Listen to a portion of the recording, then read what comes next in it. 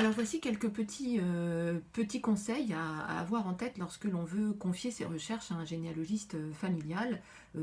qu'il s'agisse d'une recherche ponctuelle ou qu'il s'agisse d'une recherche de plus grande envergure. Alors il est vraiment important dès le premier contact de bien lui exposer votre demande le plus précisément possible pour qu'il sache exactement, qu'il comprenne bien le sens et l'objectif que vous poursuivez. Il est également extrêmement important de lui transmettre le plus rapidement possible,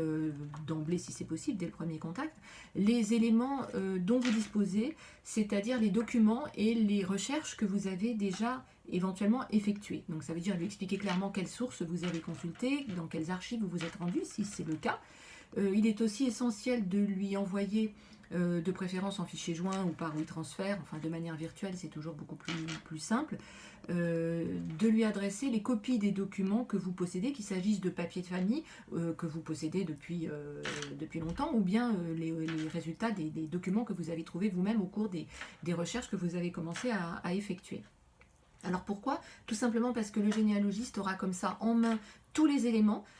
qu'il pourra faire lui-même parler, parce qu'il est possible bien sûr que de par sa pratique, certaines informations qui figurent dans les documents fassent tilt chez lui et lui permettent immédiatement de penser à une piste de recherche que vous n'avez pas nécessairement encore envisagée. Cela permet également d'éviter que le généalogiste fasse ou vous propose des recherches qui sont inutiles parce que vous les avez déjà effectuées, ce qui générerait un devis bien entendu majoré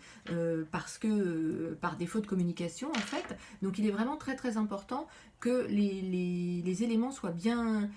clairs de part et d'autre, à la fois sur la demande que vous lui faites et sur les éléments que vous possédez déjà. C'est vraiment essentiel pour que le généalogiste puisse à partir de là étudier votre demande et vous faire une proposition tarifée sous la forme d'un devis qui est bien évidemment obligatoire, qui est établi en double exemplaire et qui pose tout à fait clairement le cadre de sa mission, à la fois en temps et également en étendue.